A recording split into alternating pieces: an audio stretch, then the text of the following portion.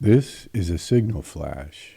As of January 7th, 2026, U.S. forces are attempting to board a Russian-flagged oil tanker linked to Venezuelan oil after a weeks-long pursuit across the Atlantic.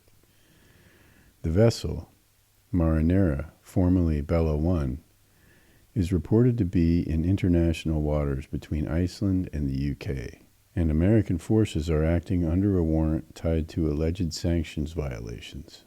Russia has acknowledged naval assets nearby and says it's monitoring the situation with concern.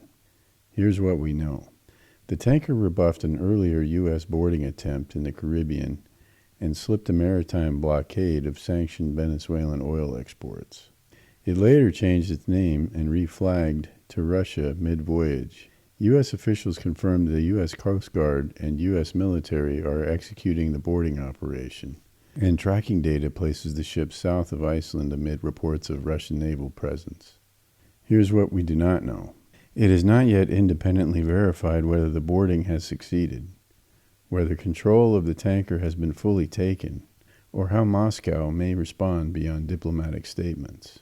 Why it matters.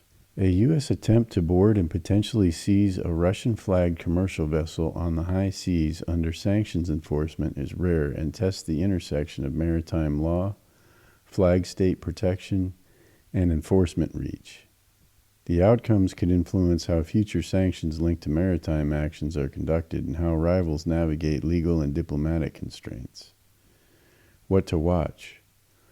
Official confirmation, either from the U.S. or Russian defense and maritime authorities, about the state of control of the tanker or subsequent legal filings will clarify whether the operation has succeeded and how tensions between Washington and Moscow evolve.